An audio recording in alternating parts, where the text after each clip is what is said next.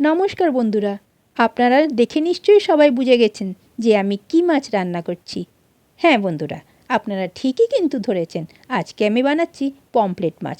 Pomfret মাছের একটা দারুণ স্বাদের একদম একটা নতুন ধরনের রেসিপি আমি আপনাদের সাথে আজকে শেয়ার করছি। নাম হচ্ছে আমাদা পমফ্রেট। চলুন, ইন্ডিয়ান ইউটিউবার মামুনির রান্নাঘরে আমি আপনাদেরকে আজকে নিয়ে যাচ্ছি। সেখান থেকেই মাছের রান্নাটা আমি দেখাবো। দেখুন, এখানে আমি নিয়ে নিয়েছি পমফ্রেট মাছ। পমফ্রেট মাছটাকে নুন আর হলুদ দিয়ে ভালোভাবে মাখিয়ে নিয়ে 10 মিনিট মতো রেখে দিলাম। পমফ্রেট মাছ কিন্তু আমাদের সবারই প্রিয় মাছ, আর আজকে আমি বানাবো এটা আমাদা দিয়ে, যেই আমাদাটা আমার বাগানের থেকে তোলা হয়েছে।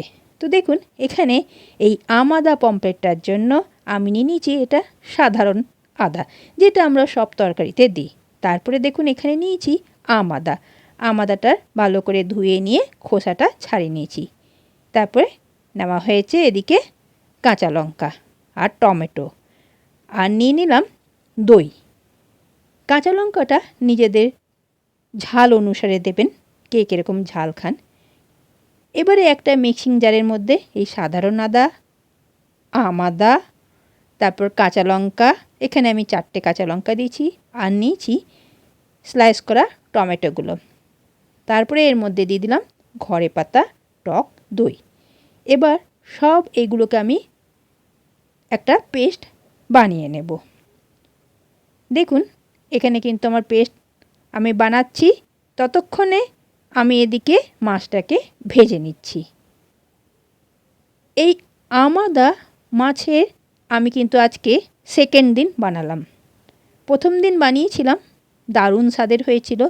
একটা দারুণ সুগন্ধ আমাদাতে যে হয় সেটা আমরা সবাই জানি।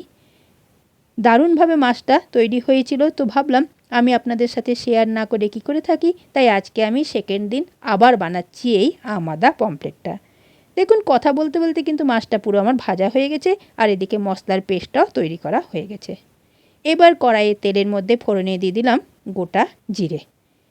গোটা জিরেটা দেওয়ার পর দেখুন, মাছে যেরকমভাবে আলু কেটে দেওয়া হয় লম্বা লম্বা করে পাতলা পাতলা, সেরকমভাবে আমি আলুটা কেটে দিয়ে দিলাম। এবার দিয়ে দেওয়া হলো একটু নুন আর একটু হলুদ। একটুখানি নাড়াচাড়া করবার পর তারপরে আমি এটার মধ্যে দিয়ে দিচ্ছি স্লাইস করে কেটে রাখা পেঁয়াজ।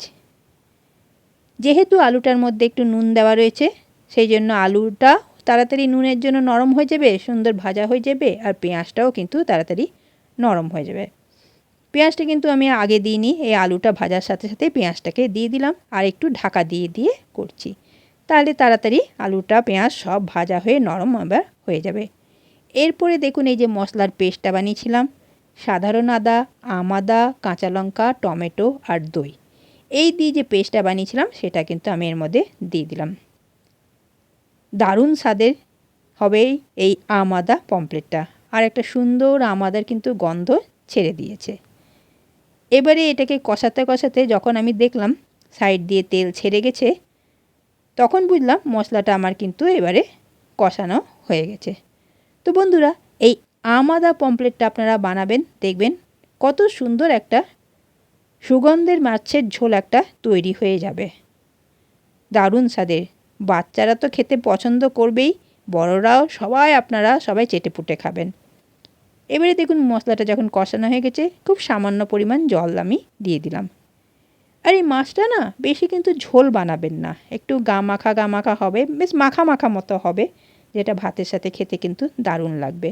তো বন্ধুরা, আমার এই নতুন ধরনের আমাদা পমফ্রেট মাছটা আপনাদের রান্নাটা ভিডিওটা কেমন লাগলো, ভালো লাগলে প্লিজ একটা লাইক কমেন্ট শেয়ার নিশ্চয়ই করে করবেন, আর পাশের বেল আইকনটা প্রেস করে সাবস্ক্রাইব করে দেবেন।